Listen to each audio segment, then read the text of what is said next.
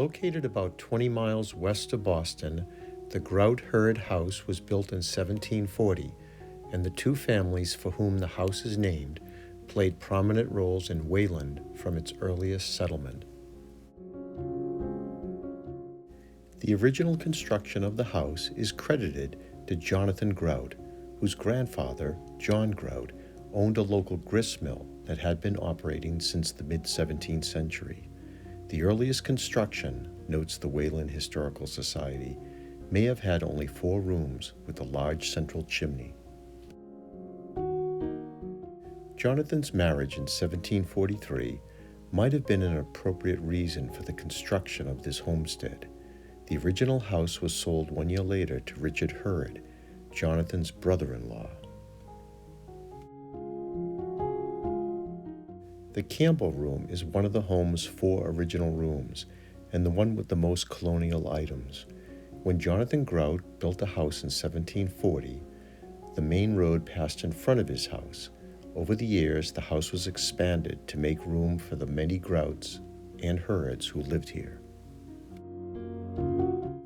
This room takes its name from Charles Malcolm Campbell, a carpenter by trade who moved into the house in the 1950s and served as Wayland Historical Society's first resident custodian. Campbell brought with him a collection of family furniture, some of which he donated and some he sold to the society when he retired.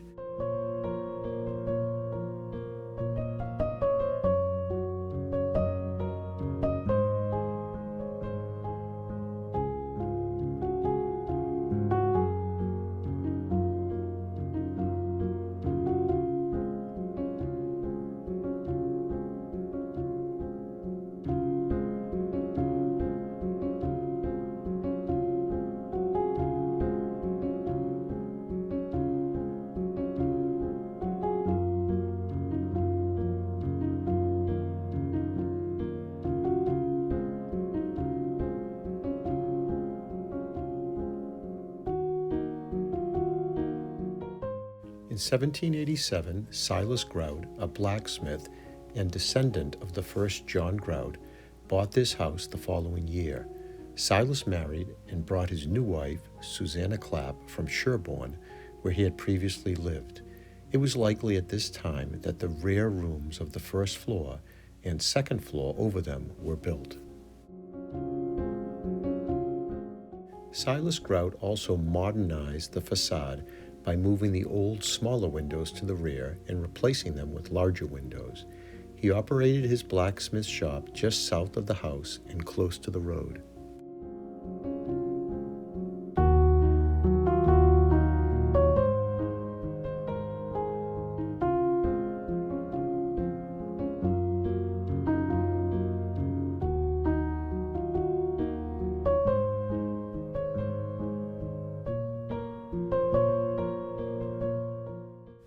The original landscape painting, notes the Wayland Historical Society, was probably completed during Silas Grout's occupancy and later inherited by his great-granddaughters, Grace and Blanche Heard.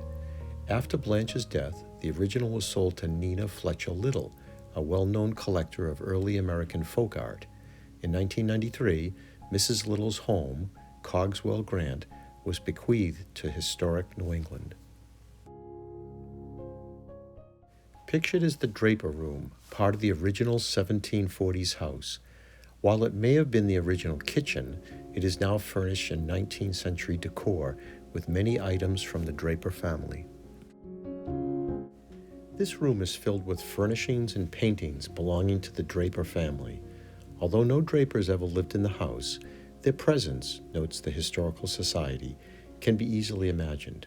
After all, it was Mabel S. Draper who played a major role in the Historical Society acquiring the Grout-Heard House in 1955. A Wayland teacher and principal with more than 30 years' experience, she oversaw the restoration of the house and encouraged residents to contribute valuable artifacts, papers, and furnishings.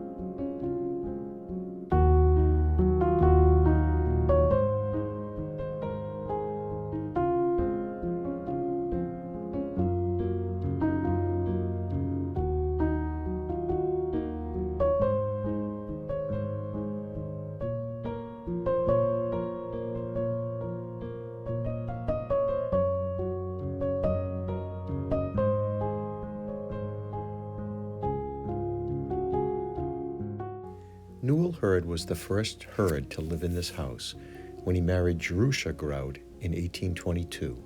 Following the Battle of Antietam, Newell visited the Wayland servicemen with news and supplies from the Soldiers' Aid Society. Said Mary Heard of her uncle, Newell was a man of scrupulous integrity. Lydia Maria Child, the writer and prominent abolitionist, remarked, "If Diogenes had passed through Wayland in his search for an honest man, he surely would have placed his lantern before the house of Newell Heard."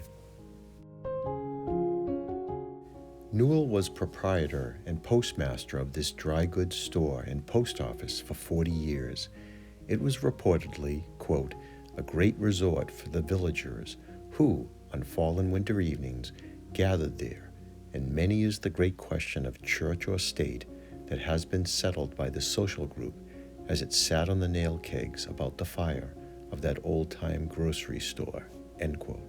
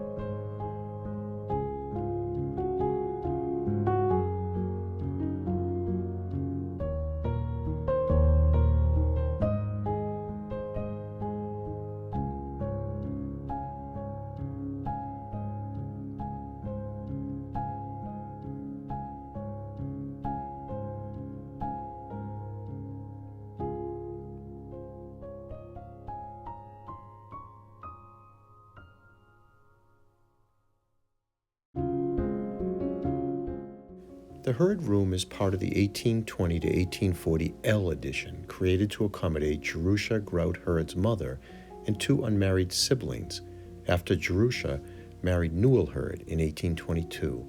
It was originally their parlor. Now furnished in mid-Victorian style, the wallpaper is a reproduction of paper used in the mid-19th century. Lace curtains and an Empire-style sofa are also typical of the period. Sitting atop the circa 1842 tilt-top table is this bust of the ardent abolitionist and Massachusetts Senator Charles Sumner. The bust may have belonged to Sumner's friend, Lydia Maria Child, who lived in Wayland from 1852 until her death in 1880. In 1833, the Historical Society notes, Child gave up her critical acclaim and financial security to write about the plight of African Americans and denounce slavery as an unimaginable evil. She had previously achieved great popularity writing advice books, such as The American Frugal Housewife. Child spent the rest of her life struggling financially, but never gave up her quest to reform society.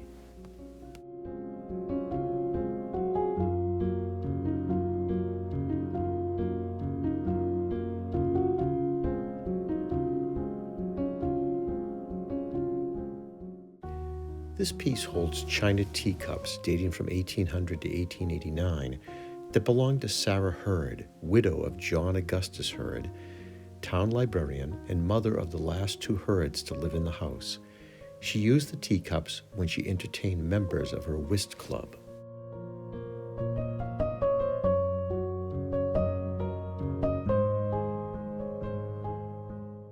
The two portraits on view are dated to the 1840s and are of the Drury brothers, Elijah and Aaron Kingsbury. The Historical Society, however, is not sure which portrait is of which brother.